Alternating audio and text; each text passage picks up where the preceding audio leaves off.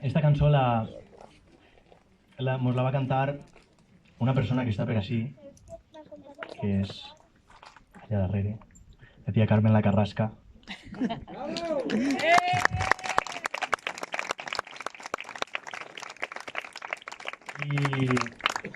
I bueno, nosaltres fa un temps que estem anant parlant amb les persones majors, abans de que passara tot això,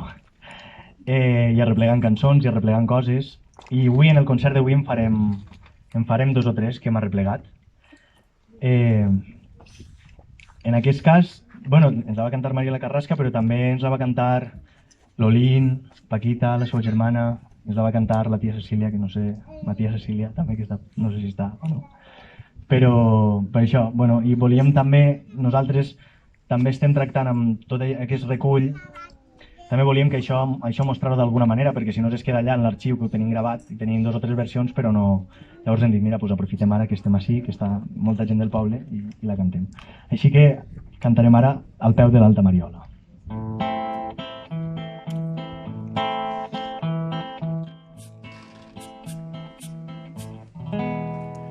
Al peu de l'Alta Mariola i junt a un poble senzill s'encontra una ermita humil, ben xicoteta i ben sola, que sols de l'aire tremola pels alts xiprers seculars que plantats enfront de l'altar junt a la cristiana ermiteta són símbols de la mateta com farola dins la mar, que plantats enfront de l'altar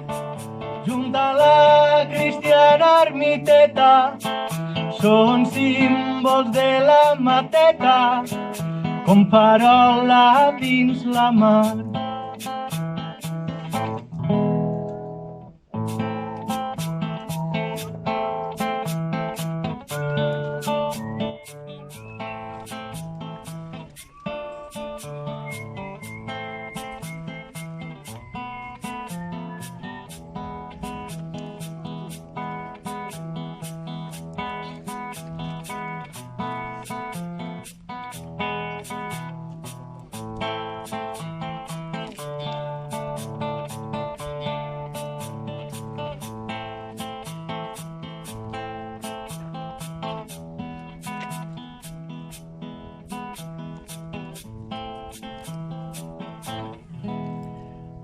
Peu de l'Alta Mariola i junt a un poble senzill s'encontra una ermita humil, ben xicoteta i ben sola, que sols de l'aire tremola pels alts xiprers seculars que plantats enfront de l'altar junt a la cristiana ermiteta són símbols de la mateta com farola dins la mar, que plantats enfront de l'altar junt a la cristiana ermiteta són símbols de la mateta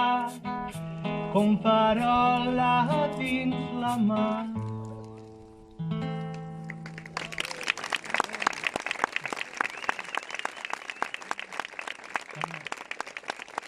No estava pensat així, però és que he vist que estava